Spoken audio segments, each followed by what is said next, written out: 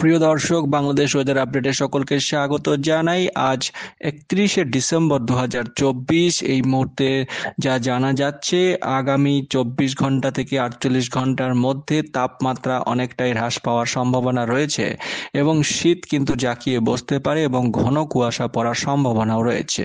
প্রিয় দর্শক, গত 24 ঘন্টায় সর্বনিম্ন তাপমাত্রা 9.8 ডিগ্রি সেলসিয়াস পাওয়া গেছে রংপুরের তেঁতুলিয়াতে।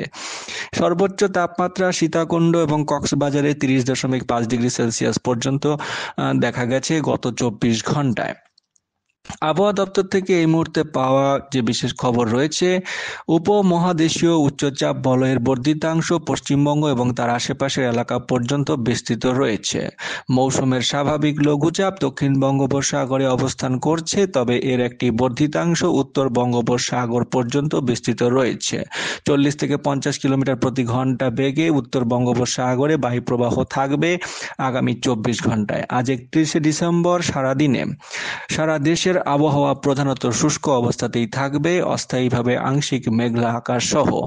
মধ্যরাত থেকে দুপুর পর্যন্ত অর্থাৎ আজ দিনের বেলায় কিন্তু উত্তরাঞ্চলে মাঝারি থেকে ঘন কুয়াশা পড়ার সম্ভাবনা রয়েছে এবং তাপমাত্রা অনেকটাই কম থাকার সম্ভাবনা রয়েছে। স্বাভাবিকের থেকে 1 ডিগ্রি সেলসিয়াস কম থাকতে পারে। মোটামুটি দেশের অন্যান্য জায়গায় মধ্যরাত থেকে সকাল পর্যন্ত মাঝারি থেকে ঘন কুয়াশা পড়ার সম্ভাবনা থাকছে।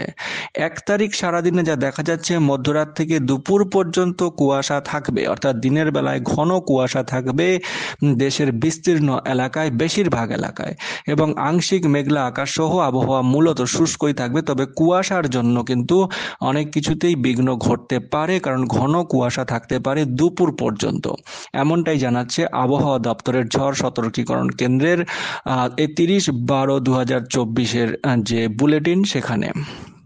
2 তারিখেও একই রকম পরিস্থিতি থাকবে, তবে 2 তারিখে ঠান্ডা আরও বৃদ্ধি পেতে পারে এবং দিনের তাপমাত্রা এবং রাতের তাপমাত্রাও প্রায় 2 ডিগ্রি সেলসিয়াস, কোনো কোনো জায়গায় 3 ডিগ্রি সেলসিয়াস পর্যন্ত হ্রাস পেতে পারে এবং কিছু কিছু জায়গায় শৈত্যপ্রবাহের সম্ভাবনা রয়েছে। ঘন কুয়াশা পড়ার সম্ভাবনা থাকবে দুপুর পর্যন্ত। কুয়াশায় ঢাকা থাকতে পারে দেশের বিস্তীর্ণ এলাকা। তো দর্শক, এই ছিল আবহাওয়ার পূর্বাভাস। চ্যানেলের সঙ্গে থাকুন।